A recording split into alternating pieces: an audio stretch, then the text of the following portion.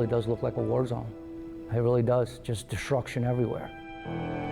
The memories still burn in my mind. 46-year-old Anton Jelovic is the general manager of ServPro of Stamford. These are the guys who come in and restore buildings and homes to their original state in the wake of a disaster. Before Sandy hit, coming up on 10 years ago, Jelovic remembers getting ready for the deadly superstorm, which caused billions of dollars in damage, to make landfall. We were preparing for the storm, but we prepare for storms all the time. So it was just going to be another day in the office, just a little bit busier.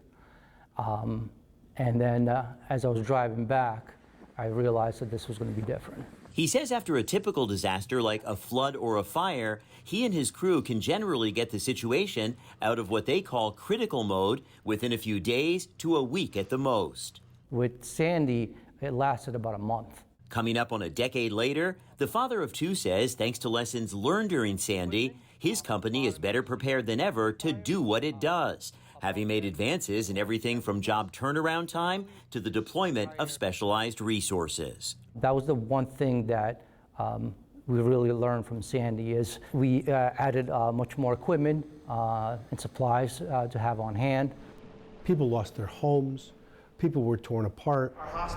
As Bridgeport Mayor Joe Ganim delivered this year's State of the City address, he talked about infrastructure improvements that he says developed directly as a result of this natural disaster. Improvements that Ganim says included fortifying the city's wastewater treatment facility. We are much better prepared for something like a Sandy storm hitting Bridgeport than we were when it came 10 years ago. Ganim says the city has also played a key role in encouraging local utility companies. People couldn't even access water. To make multi-million-dollar upgrades so they're better prepared to avoid outages and to get back online faster if they do occur. Although it's not within the city's direct control, there has been an emphasis made, and I believe a commitment made by those utility companies to be better prepared as well.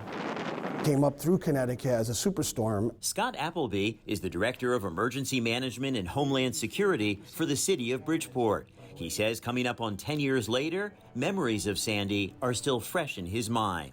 It was a tough day for a lot of people because, not a lot of people had flood insurance. Not a lot of people had the right coverage to take care of themselves, to rebuild. And we were here to try to help them as best we could as a city of Bridgeport. He says in addition to making infrastructure improvements, the city also made monumental strides in information sharing as a direct result of Sandy, such as getting emergency updates out to the public through everything from texting to phone calls to social media. We can replace property, we can't replace lives. So when we're given those announcements, we're trying to save lives. Ironically, just before the 10-year anniversary of Sandy, Jelovic and his crew have answered a call from the state of Florida to help with disaster response there in the wake of Hurricane Ian. While Jelovic says he has no doubt everyone is better prepared to weather future acts of God thanks to Sandy, he says nobody ever truly gets the upper hand on Mother Nature. We always think that we're going to be prepared or better prepared or we're going to learn from this and do better next time. And Mother Nature just kind of reminds us who's in charge. Frank Recchia, News 12, Connecticut. To see more stories like this, we invite you to watch our half-hour special, Sandy, 10 years later on Wednesday, October 26th at 7 at night.